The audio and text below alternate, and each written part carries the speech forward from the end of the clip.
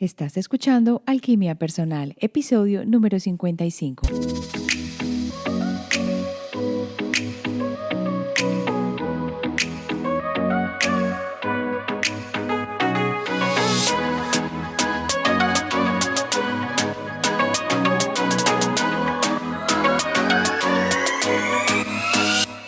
En este episodio te voy a contar mi primera experiencia con el proceso de transición de planos y por qué siento que es tan importante que aprendas sobre este proceso y que lo hagas parte de tu vida de una manera normal y de una manera que tú sepas qué va a suceder para que así, en cierta forma, te prepares cuando llegue.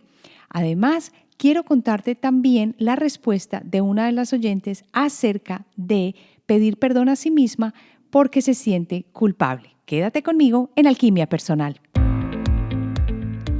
Soy Marcela Gil y este podcast está diseñado para ayudarte a sacarle el máximo a tu proceso de transformación personal, dándote las herramientas para catalizar y simplificar el camino de la alquimia, conectándote con el mundo que no ves y activando en ti el potencial infinito que trajiste al nacer.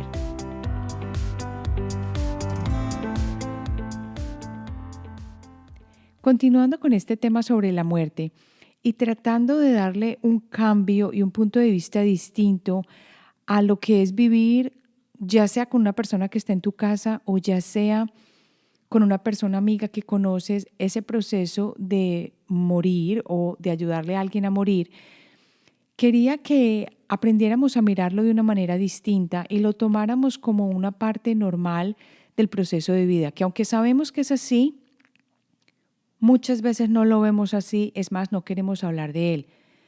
Recuerdo que en la época en que a mí me tocó vivir estos procesos estaba el proceso con Pablo Escobar en Colombia y a pesar de que uno sabía que habían masacres y que habían problemas y que la gente moría a manos de la violencia, pues y que a uno le tocaba ver, había el ataque en los CAIs que para los que estén escuchando y sean en este momento pues personas muy jóvenes van a decir, ¿qué es eso? ¿Qué era un CAI?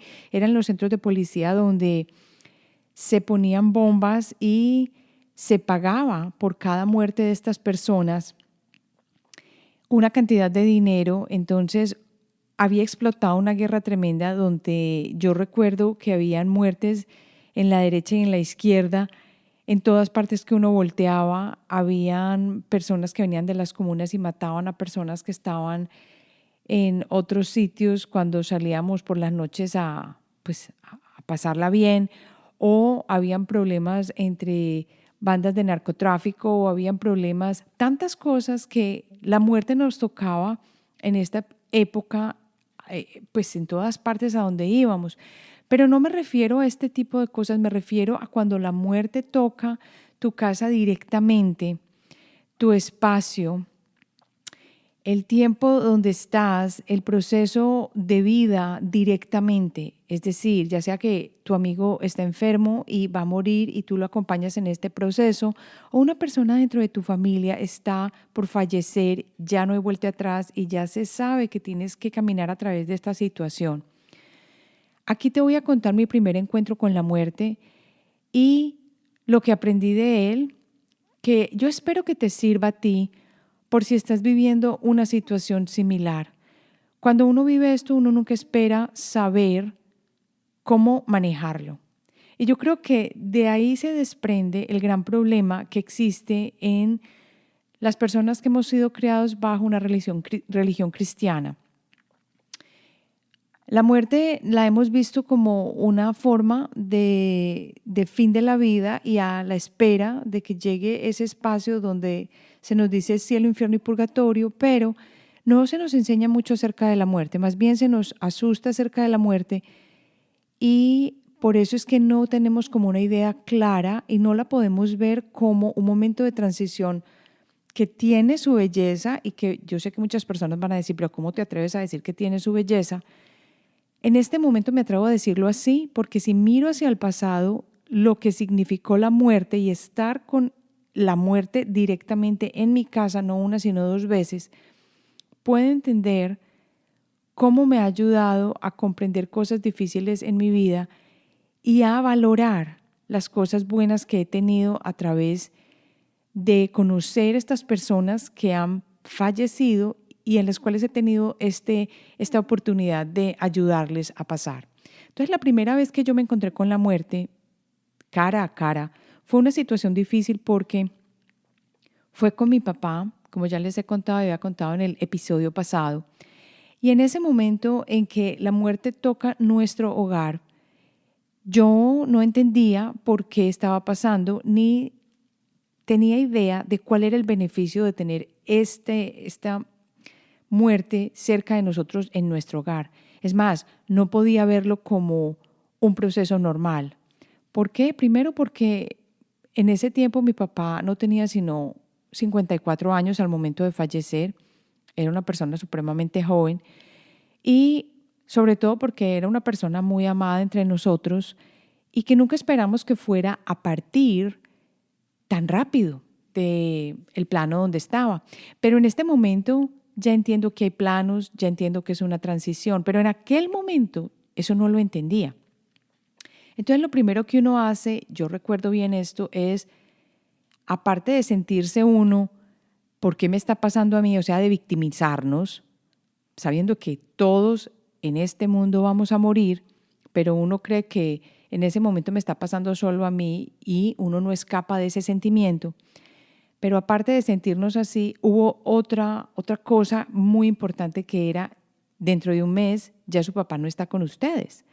Entonces, ¿quién va a pensar en el victimismo en ese momento?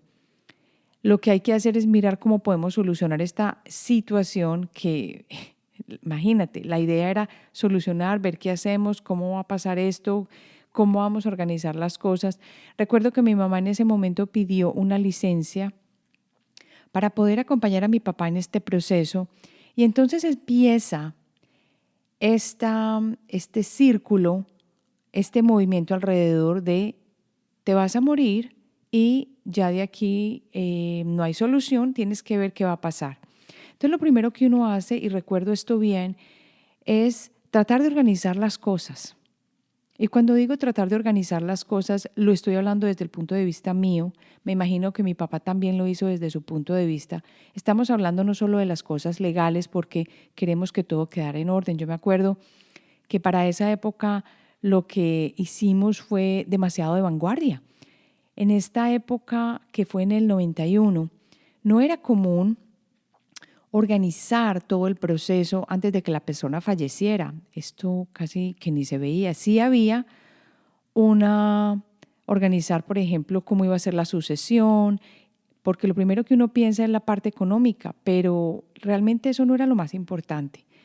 Todo iba a organizarse como debía ser.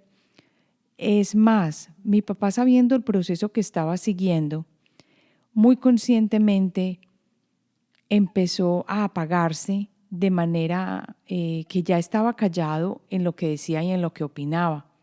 Me imagino porque existía una incertidumbre tan grande que no sabía qué iba a pasar. Y yo creo que aquí es donde está el mayor problema que existe cuando nos enfrentamos a un proceso de muerte.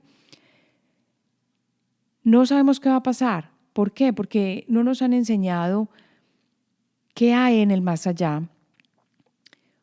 Y yo sé que van a pensar, bueno, y nadie ha vuelto para decir, y nadie nos ha contado cómo pueden estar seguros que, por ejemplo, una cultura budista o que el libro tibetano de los muertos, pues lo tiene todo claro.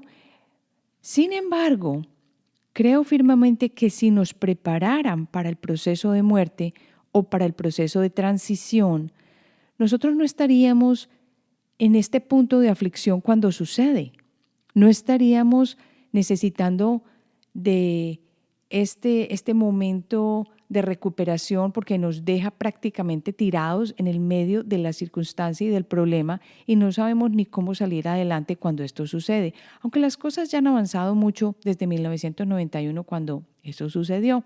Entonces, en el proceso de mi padre, yo me acuerdo que nosotros organizamos la parte financiera, pero esta no fue la más importante. Empezaron a llegar a mi casa personas que realmente yo no esperaba muchas veces ver y entre esos estaban familiares y hermanos de mi papá. La familia de mi papá había sido una familia distante. Nunca nos habíamos de pronto acercado tanto como debía haberse hecho, creo yo, y debía, entre comillas, porque nos dimos cuenta a muy temprana edad que eran muy diferentes y vivían de una manera muy diferente a como nosotros estábamos viviendo. Papá y mamá estaban en un núcleo familiar que consideramos era distinto, había mucho apoyo entre ellos, era una pareja que funcionaba dinámicamente muy bien, había amor entre ellos, había camaradería, había amistad, había construcción de futuro entre ellos. Un ejemplo bellísimo de pareja que a mí siempre me ha dejado marcada, y como eso he tratado de crear la relación que tengo en este momento con mi esposo. Sin embargo, esto hizo que de pronto nos alejáramos en parte de la familia de mi papá, que había sido una familia que había tenido dificultades de pronto en vivir vidas en paz, calmadas. Había tíos que realmente yo no visitaba ni veía mucho, que si los veía en la calle pues no los reconocía. No había esa unión y ese punto tan grande de confluencia como existía con la familia de mi mamá. Primero, pues vivíamos con un tío en nuestra casa, y lo segundo era, vivíamos muy cerca al otro tío que había llegado en ese momento de Australia, que había vivido mucho tiempo allá y que ahora en aquel entonces estaba creando una compañía en Colombia, y que realmente nosotros estábamos muy unidos a ellos. De otro lado, nosotros no veíamos a muchos primos ni a muchas otras familias. Cuando íbamos a pasar las vacaciones siempre era a las familias de mi mamá.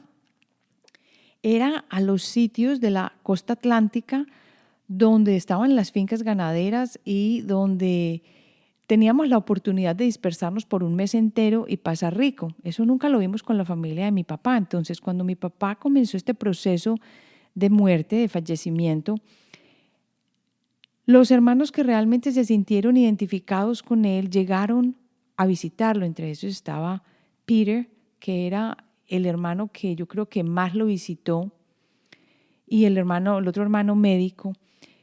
Y lo acompañaron, más que todo Peter lo acompañó en este proceso y lo visitó, y por eso estuvimos muy agradecidos. Sin embargo, mi papá se empezó a apagar de una manera increíble, ya no hablaba casi.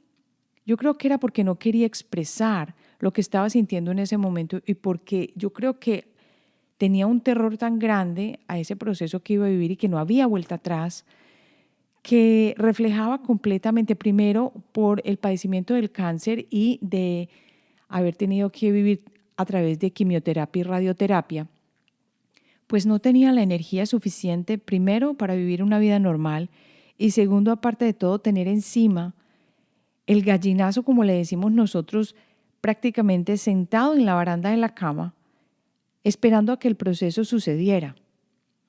Pero miren que si desde este momento aprendemos qué es la muerte, cómo es un proceso de transición y cómo no nos tiene por qué afectar de una manera tan grave como si ese fuera el fin de todo, podríamos ver las cosas de una manera más calmada, y de pronto, como lo ven los budistas, entendíamos que esto es solamente soltar este cuerpo que en este momento nos contiene para pasar a otra experiencia distinta, donde vamos a encarnar de nuevo o vamos a venir a experimentar algo, y que sí, que en este momento nos duele y nos hace sentir mal porque vamos a dejar a las personas que queremos y pues no queremos hacerlo.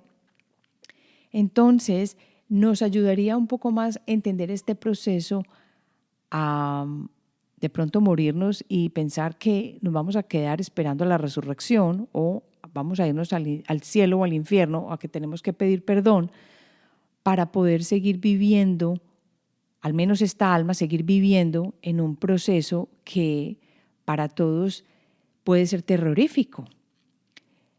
La muerte o el proceso de transición nunca lo vi desde mi juventud, cuando yo no sabía lo que ya sé en este momento, o me he acercado en este momento, por ejemplo, a las tradiciones de Oriente.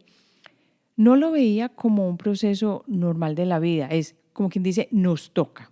Y a todos nos toca vivirlo, pero de ahí no hay escape, pero no lo veía como una parte normal del proceso de un espíritu que viene acá a través de un alma. Lo veía como, es más, cuando una persona moría joven, siempre era algo bien triste. Por eso todos decían que cuando mi papá se había enfermado, morir de 54 años, que eso era increíble, que cómo había pasado, que eso no podía ser. En este momento ya entiendo que cuando de pronto una persona muere tan joven, de pronto hubo cosas kármicas o hubo procesos que quedaron atrancados emocional, espiritual o de ancestros o algo que quedó en el cuerpo y que de pronto nosotros no pudimos procesar. Ya entiendo mucho más por qué puede presentarse eso. Y aunque no estoy diciendo que vamos a salir del proceso de transición, sí estoy abierta a decir que si existe una enfermedad, que si existe un proceso de dolencia, eso es una llamada fuerte que ya se está presentando en nuestro cuerpo físico y que de todas maneras se podría trabajar en nuestro cuerpo energético, espiritual y en nuestro cuerpo emocional. Anteriormente yo no tenía idea de esto. Es más, han habido casos de personas que han tenido cáncer y que al trabajar en estos cuerpos, y quiero decir a través de comprender cuáles son esos problemas emocionales, espirituales, energéticos que ellos tienen y aprenderlos a drenar, han recuperado la salud, de manera tal que no han evitado la muerte, pero su salud se ha mejorado y han logrado vivir otros 20, 30 años de una manera buena y satisfactoria para de pronto partir de este plano calmada y suavemente, como lo quisiera hacer, que ya lo he dicho, dormidos y en paz. Y esto para mí refleja una ganancia inmensa, un trabajo de lo que vinimos a hacer acá excelente. Porque yo, por ejemplo, en este momento ya entiendo que de pronto esa enfermedad o ese proceso de deterioro del cuerpo antes de lo que debería suceder se pueden deber a otras causas que no son siempre las físicas. Ahora ya aprendiendo a trabajar estas partes en nuestros cuerpos que no vemos, en nuestras partes que realmente con los ojos no se puede comprender, ver y mirar y palpar, entiendo que hay más allá de lo que los 5 sentidos pueden percibir y que cuando existe una llamada tan fuerte como esta unión con, con el cuerpo físico que se está deteriorando, entonces podemos tener soluciones para que el momento de partir de acá no sea tan traumático, porque sentimos que nos quitó la muerte la oportunidad de vivir una vida buena, feliz y en paz. Pero no es la transición la que nos quita esta oportunidad.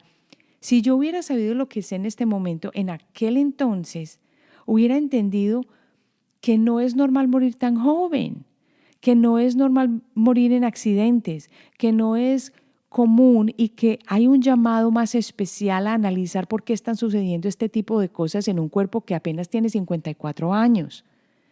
En aquel entonces me sentí robada, me sentí como que esto por qué tenía que suceder y no solo eso, sino preparar todo porque no había sino un mes para organizar todo este proceso. Entonces yo me acuerdo que llevamos personas que nosotros nunca habíamos pertenecido a ninguna iglesia de oración ni nada de esto, pero llevamos personas que pudieran orar y un círculo de sanación y cosas que yo en mi vida había siquiera considerado.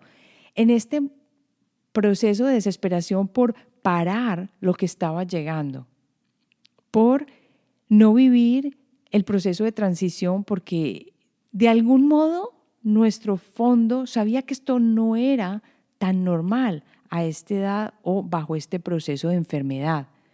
La enfermedad siempre nos está diciendo algo, siempre nos está hablando. Y en parte del proceso de morir, quiero que miremos a la enfermedad como una mensajera que nos está, como quien dice, tocando en el hombro diciendo, oiga, es que hay que poner cuidado porque lo que está pasando en este momento no es siempre tan normal. No es lógico que una persona tan joven fallezca de una enfermedad pero no es porque a todos les va a dar cáncer o porque a la gente le da una bacteria, porque no, lo mismo sucede con cualquier virus que esté sucediendo, con cualquier cosa que está pasando. ¿Por qué? Es la pregunta que tenemos que hacernos, pero no como víctimas, ¿por qué me está pasando a mí? Sino, ¿por qué está sucediendo esto o por qué me está llegando este mensaje? Y adentrarnos en ese proceso cuando empezamos a ver que ya se está cerrando el tiempo y que nos están diciendo a manera de diagnóstico, hay una enfermedad terminal. Esa enfermedad terminal, primero, los médicos tienden a contarnos o a decirnos o a programarnos para tomar como si esto fuera la palabra que no puede cambiar o una sentencia de muerte. Hay personas que han salido de procesos de cáncer bien y que se han recuperado.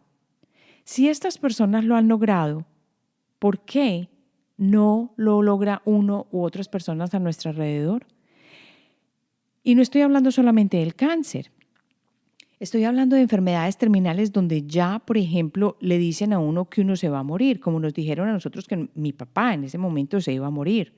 Entonces, como le damos tanta importancia a este médico o a la persona que nos está diagnosticando, uno empieza a organizar todo porque ya se va a morir, porque el médico dijo que uno se iba a morir. Entonces, por ejemplo, en culturas como la rusa, no se le dice al paciente que va a fallecer. No se le dice a la familia la posibilidad que existe, pero al paciente no se le da esta sentencia de muerte de que va a fallecer, porque aparte de que uno se esté sintiendo mal si uno es el paciente en este momento, te están diciendo y te están programando para que aceptes la muerte inevitable como parte de tu proceso de vida en este momento. Desde ahí empieza el problema. Primero, porque no nos han enseñado a analizar o a trabajar a través de las señales que nos llegan con las enfermedades. Segundo, porque nuestra parte médica está solo mirando la parte física y no nos prepara de una manera holística para decirnos, empecemos a mirar qué otro tipo de cosas pueden hacerse, porque hasta que yo sepa, ahora es que han empezado los médicos a tratar a sus pacientes o a mirar alternativas holísticas para problemas terminales o problemas de enfermedad graves que ellos ya no pueden tratar.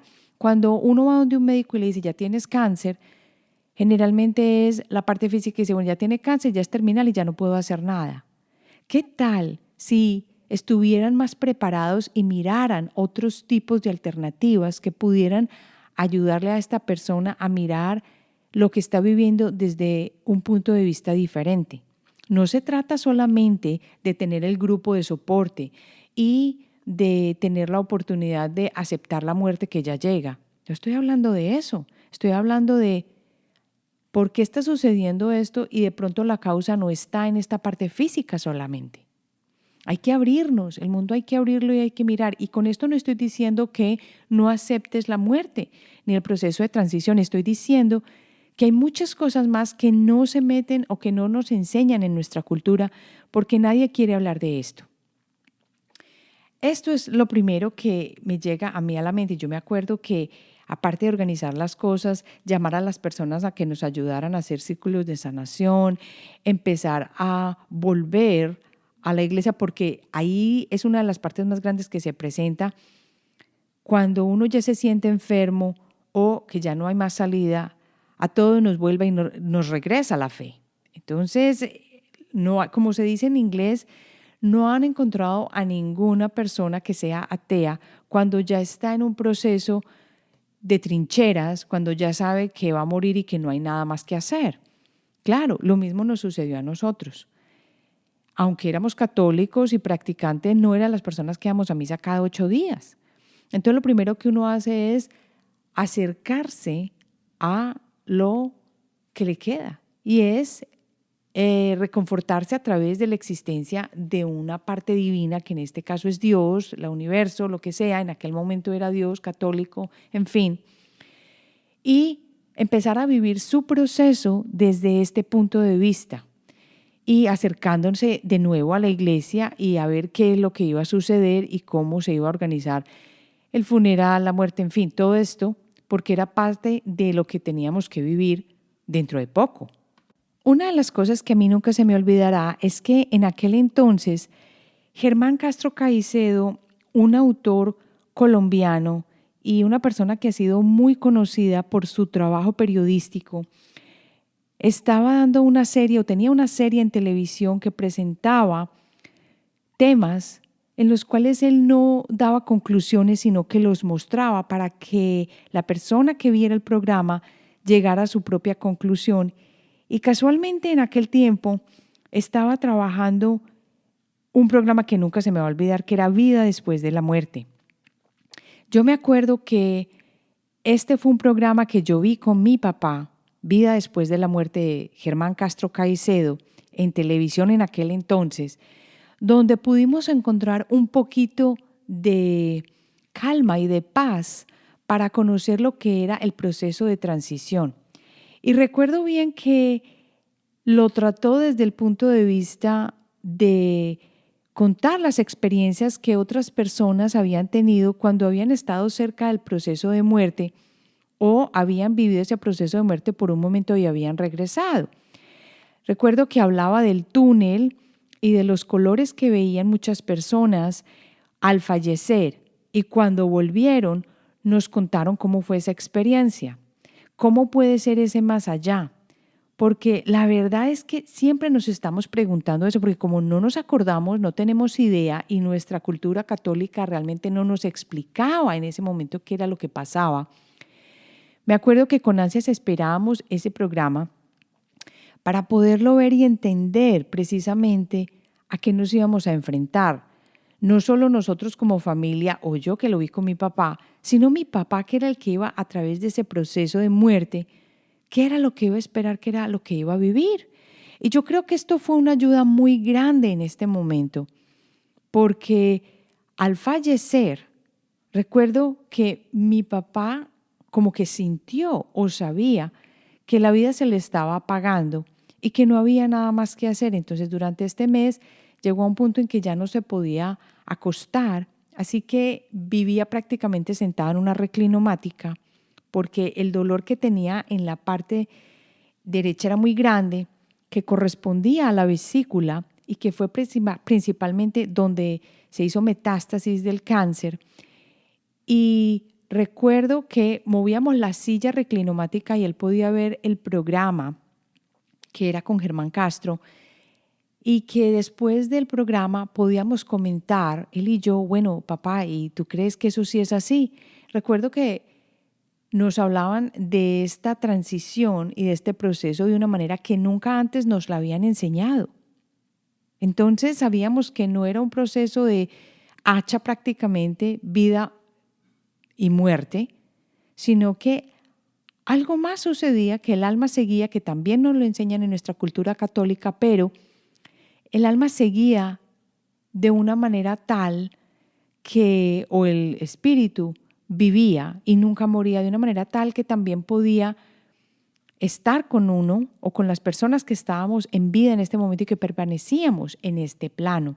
Esto nos dio un poco de felicidad en el sentido de poder estar conectados, poder sentir ese proceso de transición. Y lo otro importante, no solo con este programa, pero también con lo que sucedió, lo que aprendimos acerca del proceso de transición, fue que no termina todo allí. O sea, es algo reconfortante saber que existe una comunicación entre los que se van y los que se quedan. Y esto también se refuerza en el credo cuando uno dice, creo en la comunión de los santos. Es una parte del credo de los apóstoles y es al final. Y dice, desde allí ha de venir a juzgar a vivos y muertos. Creo en el Espíritu Santo, la Iglesia, la Santa Iglesia Católica, la comunión de los santos, el perdón de los pecados, la resurrección de la carne y la vida eterna. Amén. Cuando uno va a investigar un poquito más lo que quiere decir esa comunión de los santos generalmente no se explica en muchas partes, pero esa comunión de los santos lo que quiere decir en una de las explicaciones es que es la conexión o unión que existe entre las personas santas, entre comillas. Son aquellos que están supuestamente en la gracia de Dios y que están unidos a Cristo, que ha muerto y resucitado. Y en la Iglesia Católica Romana se dice que existen tres estados en la iglesia, o sea, los que viven en este mundo, o sea, que están vivos aquí, los difuntos que ya partieron y entre los otros que ya gozan de la gloria de Dios, que son los que ya están viendo, se supone que a Jesús, a Dios cara a cara. Así que los que están en estos tres estados pueden permanecer en comunión unos con otros. Quiere decir que los que están aquí en la tierra pueden orar por quienes se purifican supuestamente y quienes alcanzan esa gloria de Dios pueden interceder por los otros. Así que siempre estamos en comunicación. Miren que si uno mira un poquito más profundamente, lo que quiere decir es que estamos comunicándonos entre nosotros a través de la oración. Si uno mira las culturas orientales, a través de la meditación, puede comunicarse con estos otros planos en donde supuestamente están las personas que ya no están encarnadas. Entonces, no quiero decir que sea lo mismo, por supuesto no lo es, porque nosotros en la religión católica romana no se nos enseña la encarnación, la reencarnación, no la encarnación, la reencarnación, pero de todas maneras sí existe esa comunión. Yo creo que si se nos explicara un poco más de esta comunión o de esta unión, podríamos entender el proceso mucho mejor. Entonces, una vez que llegó el proceso de muerte o de transición de mi papá, cuando ya estaba acercándose el último momento, lo interesante es que yo siento que las personas que van a fallecer lo saben. El día anterior a su fallecimiento, él preguntó si yo estaba en la casa, porque en aquel entonces yo vivía en la casa con él y con mi mamá. Quería asegurarse de que yo ya hubiera llegado y de que las personas que estaban con él en casa pues ya estuvieran, como quien dice, para partir.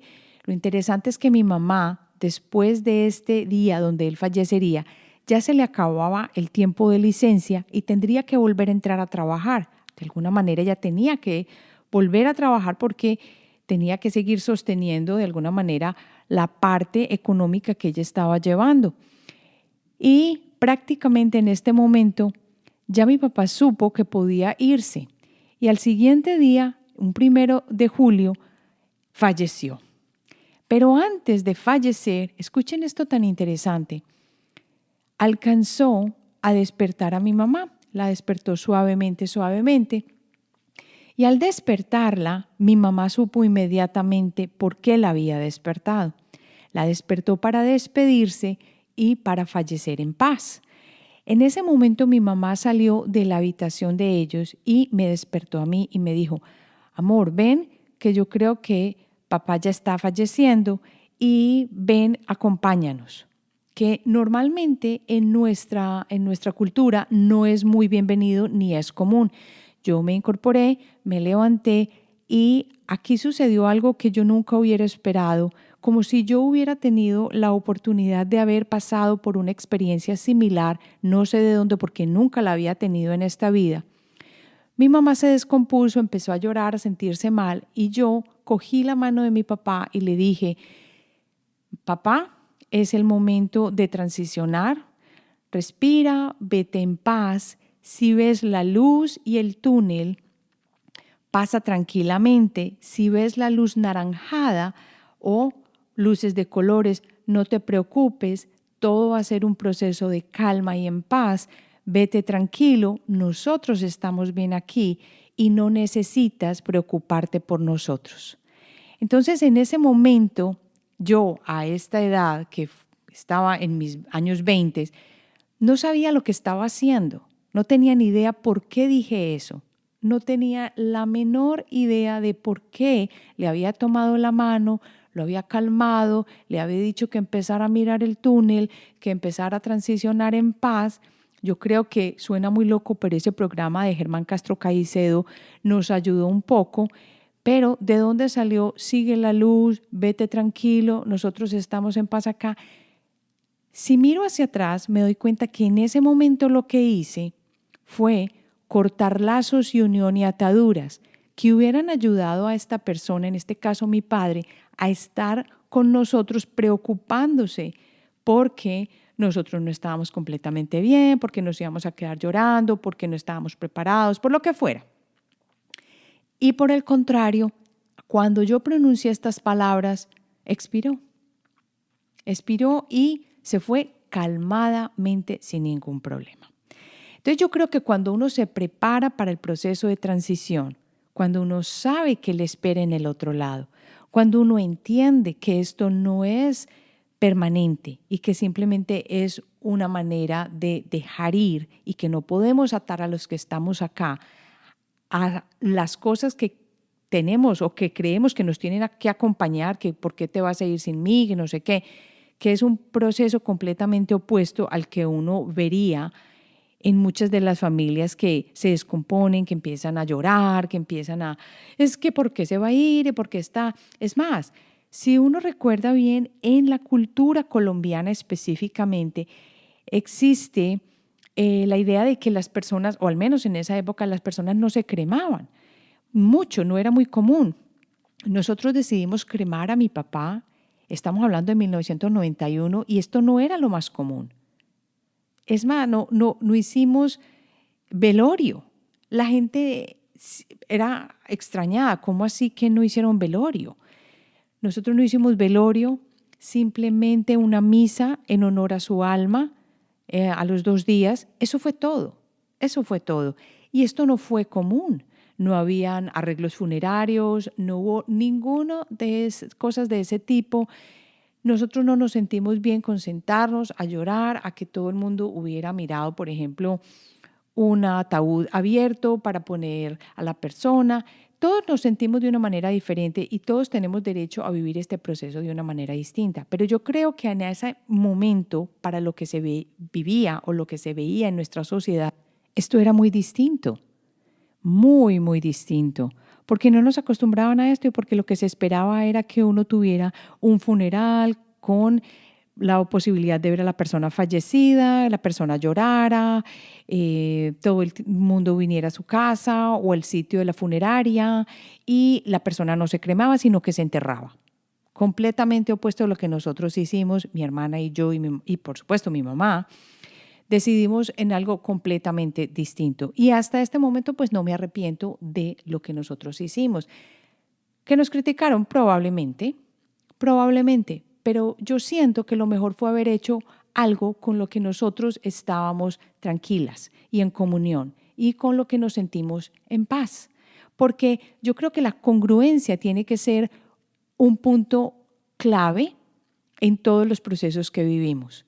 Y si no vivimos congruentemente es porque de pronto no sabemos cómo es el proceso, no nos conocemos a nosotros mismos y por eso actuamos de una manera que la sociedad espera que actuemos y que realmente al final nos va a dar un problema de salud o de malos sentimientos o de culpa con el que no vamos a poder trabajar más adelante. Entonces esta fue mi experiencia principal con este fallecimiento y con este proceso de mi papá, pero les puedo decir que es muy importante tener conocimiento del proceso de transición. Y algo tan simple como ese programa de Germán Castro Caicedo me ayudó muchísimo. Es más, esta era la época en que yo estaba en la universidad estudiando administración de empresas y yo recuerdo que en ese punto yo no había descubierto el libro de Brian Weiss, Muchas vidas, muchos sabios. Yo creo que ese libro me hubiera ayudado cantidades en ese proceso y también a mi papá si él hubiera entendido un poco más qué pasa después de este proceso que vivimos en esta tierra con este cuerpo. Luego, yo creo que a raíz de este fallecimiento de mi padre, que fue entre comillas temprano, porque acuérdense que no había acabado pues de jubilarse solamente con 54 años, ya uno empieza a cuestionarse muchas cosas. Es verdad lo de la muerte, como sucede, realmente nos quedamos acostados todo el tiempo o en un limbo, no en un limbo, pero en un espacio esperando la resurrección de los muertos. Sí será verdad que existe el infierno. ¿Qué tan cierto es que si a una persona que no se bautiza se va al limbo? ¿Qué tan cierto es que existe el purgatorio? Ya empezaron una serie de cuestionamientos todavía mucho más profundos que para mí comenzaron a abrir este espacio de búsqueda tan importante que hasta el día de hoy pues no me ha abandonado. Aquí entonces quiero que terminemos por hoy y quiero agradecerte por haber escuchado esta conversación que yo tuve contigo hoy. Y voy a pasar a resolver una de las dudas que me ha dejado una oyente, que me la dejó hace varias semanas, pero que le di bastantes vueltas, porque fue una pregunta supremamente para mí reveladora y en parte difícil de responder. Hola Marcela, mi pregunta es cuando el perdón es hacia uno mismo. Me siento muy culpable y no sé de qué, no sé cómo perdonarme porque no sé de qué perdonarme, pero la culpa está ahí siempre. Una de las cosas más importantes para responder esta pregunta, aunque yo no soy psicóloga, es entender por qué está la culpa dentro de cada uno de nosotros. Y aquí voy a mirar un poquito a lo que ha pasado con respecto a la sociedad y a qué nos han amoldado, a qué nos han educado. Entonces, la culpa aparece generalmente porque buscamos aprobación del ambiente en donde estamos, ya sea de nuestros papás, de la sociedad, del colegio, de los profes, lo que sea. Y aparece porque desde muy pequeños nos acostumbran a premiarnos con alabanzas o con aceptación en general. Nace de la necesidad de la aprobación externa y no nos han educado para ser congruentes con lo que sentimos. Entonces, lo que pasa es que nos acostumbramos a hacer lo que los demás digan para evitar la desaprobación. Entonces, yo creo que ahí puede caer una de las partes más importantes para que busques dentro de ti. El sentimiento de desaprobación en general nos lleva a crear conflictos y a nadie le gusta vivir en conflicto. Entonces puede que tú tengas aversión a tener conflictos con los demás porque quieres actuar de una manera, pero sientes que no puedes y si no puedes hacerlo, pues tienes culpa. Y si lo estás haciendo y estás escuchando lo que tu alma quiere o lo que tú quieres hacer, si lo haces, sientes que estás, como quien dice, fallándole a alguien, ya sea tu pareja, a la sociedad, a tus amigos, al sistema, en fin. Entonces, algo bien claro es que la culpa está ahí latente. Hay que averiguar por qué está ese sentimiento de culpa. ¿Es por la familia? ¿Es por específicamente en el trabajo? ¿Es por cuál es como el punto que lanza esa culpa a que se convierta en una preocupación para ti y en no sentirte bien? Porque si no estás encontrando la razón, quiere decir que puede que ya estés condicionada a esto. Y lo más importante es entender que según las pautas neurológicas, nos han acostumbrado desde tan pequeños que los circuitos neuronales de la culpa se han reforzado a medida que nosotros estamos creciendo. Así que los estilos educativos que hemos tenido se han centrado en el castigo, por ejemplo, físico, emocional, y esto puede resultar en respuestas agresivas o en castigo psicológico, que cuando a uno, por ejemplo, ya le decían, si no haces esto, yo no te quiero, no ves cuánto me haces sufrir. Esto crea sentimientos de culpa intensos en cada uno de nosotros. Entonces yo lo que te sugeriría es que comiences con el núcleo más cercano a ti, que pueden ser tus hijos, tus padres, tu pareja y las personas con quien más trabajas unida en tu ambiente laboral, y empieces con cada uno de ellos a mirar si hay un tipo de castigo emocional, físico, que se presenta por no actuar de cierta manera, porque te estás sintiendo culpable. Entonces empieza a ver si hay respuestas agresivas, por ejemplo, de tu pareja, cuando tú expresas que quieres hacer algo y inmediatamente es una palabra fea o una actitud emocional de pronto de me estás abandonando, que es un castigo psicológico. Si esto sucede, entonces ya puedes saber de dónde viene esa culpa, pero ahí no termina. Lo importante es que cuando ya reconozcas esto o qué es lo que está lanzando esa culpa a que florezca, hay que dejar de magnificar el suceso. O sea, hay que mirar desde afuera y darnos cuenta y procesar que la culpa se está presentando por esta razón, pero lo que yo realmente quiero es una congruencia entre lo que siento que tengo que hacer o quiero hacer y que no hay por qué sentirme culpable porque esto no llena las expectativas de otro. Lo segundo es que hay que asumir que tú no eres exactamente las acciones que tú haces, pero que otros te están obligando a efectuar, a hacer. Si esas acciones las estás haciendo porque otros te están obligando, entonces tienes que poner una habilidad, una barrera, una capacidad de decir no y demostrarte y aceptarte tal como eres. No tiene nada malo querer, por ejemplo, reunirte con tus amigos, que no siempre tenga que llevar a tu pareja y tu pareja no tiene por qué sentirse mal por eso, porque eso te está generando, por ejemplo, una culpa. Lo tercero, es que practiques mucho la autocompasión.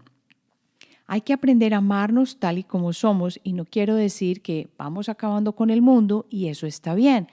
Sin embargo, hay que entender que tenemos derechos y que tenemos necesidades como seres humanos y que no tiene nada malo llenarlos y para que podamos sentirnos bien con nosotros mismos. Sé compasiva contigo, no te exijas tanto. La culpa existe en personas que son súper exigentes y en personas que a toda hora quieren ayudarle a los demás o que en todo momento quieren ser aceptados o recibidos. Entonces, sé compasivo contigo mismo. El mundo no se va a acabar porque tú no estás haciendo exactamente lo que la otra persona dice que tú tienes que hacer. Ahora, cuarto, acostúmbrate a pedir disculpas cuando sea necesario. Muchas personas tienen problemas pidiendo disculpas y por eso es que la culpa se presenta tan fuerte. Entonces, hay algo bien importante acá y es que la culpa que sientes te hace que te mires internamente y digas, pero es que yo no entiendo por qué tengo que pedir perdón a mí misma, pero yo tengo el sentimiento de culpa. Entonces, lo importante es mirar por qué te estás sintiendo culpable. ¿De dónde sale ese foco? Hay que tener una vigilancia muy, muy delicada con el comportamiento, porque, como te he dicho, la culpa activa circuitos neuronales que están relacionados con ciertas recompensas que están en el cerebro. Y esto hace que nos predispongamos fisiológicamente a la culpabilidad. Entonces, ya sabes, mira dónde está el foco de esa culpabilidad. Mira si realmente tiene razón de ser. Aplica estos 4 pasitos que yo te he dado acá y lo más seguro que vas a encontrar de dónde están haciendo. A lo mejor terminas diciéndote, bueno, no tengo ni que pedir perdón, estoy bien y lo que tengo que aprender es a crear nuevos caminos neuronales donde no me vaya a sentir culpable. Terminamos acá, nos vemos entonces la próxima semana y recuerda que me puedes seguir en Instagram, estoy bajo @marcelahede. Aquí terminamos y que tengas un excelente fin de semana.